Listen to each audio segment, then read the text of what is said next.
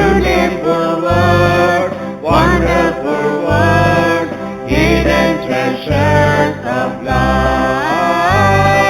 Beautiful word, wonderful word, hidden treasures of life.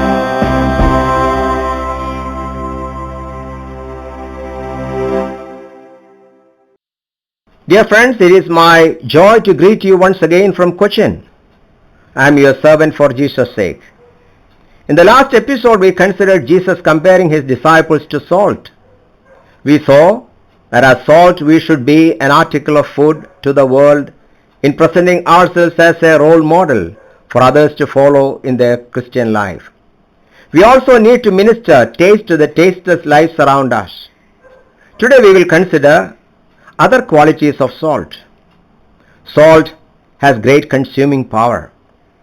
An iron piece in salt water is consumed. Salt is sprinkled on ice to melt it. Salt can also kill small creatures. In Judges chapter 9 and verse 45, we read of what Abimelech did after capturing Shechem. Then he destroyed the city and scattered salt over it. Scattering salt is considered as a sign of perpetual destruction. It has also purifying effect. In Ezekiel chapter 16 and verse 4 we read, newborn children were rubbed with salt.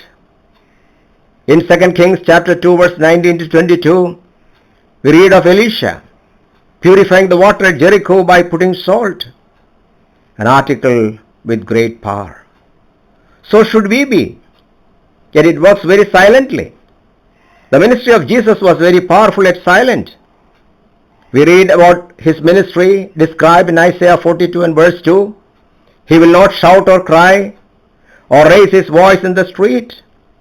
On the contrary, many today think that the more louder they are, the more powerful they look.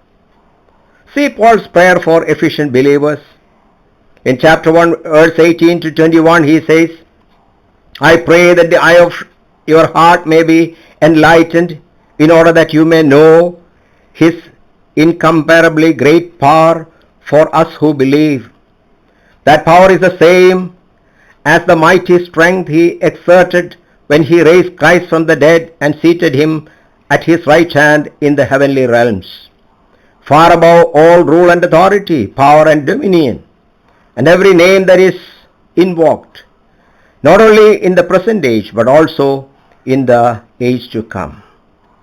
But many a times we are like Samson upon the lap of Delilah, bound and enslaved. So are we at the lap of the world, having lost our spiritual power, enslaved by Satan and defeated. Another quality of the salt is that it is a figurative of peace. In Palestine, salt was used for making covenant, called a covenant of the salt. If a person ate salt with any, he was considered friendly with that person. Arabs used this expression for friendship. They used to say, there is salt between us, or he has eaten my salt.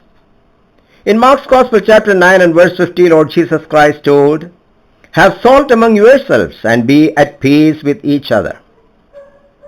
I am reminded of a village near to Bhutan called Raja Bhat Kawa. The story behind that name is interesting. Once this village was a small kingdom and it had constant war with the king of Bhutan. Finally, king of Bhutan decided to visit this village and eat food with the king of that village.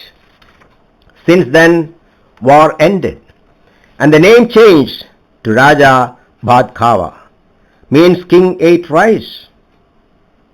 Another quality of the salt is that it is a preservative. In order to protect a thing from putrefaction, the world is protected because of us. See the words of the Lord to Abraham when he planned to destroy Sodom and Gomorrah. When Abraham pleaded to save the city, Lord said, because of the righteous I will save. Lord agreed. So is today. The world is protected because of us. When we are removed, Antichrist will appear and great chaos will follow. Another quality of the salt is, it is used for sacrifice. In Leviticus chapter 2 verse 13, season all your grain offerings with salt. Do not leave the salt of the covenant of your God out of your grain offering, and add salt to all your offerings. What does this show? Salt of our good work. Prayer and praise are like frankincense, and good work seasoned with sincerity and truth is like salt.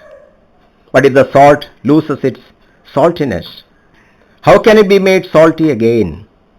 It is no longer good for anything, except to be thrown out and trampled underfoot. Good for nothing. May we live to God's expectation as the salt to the earth.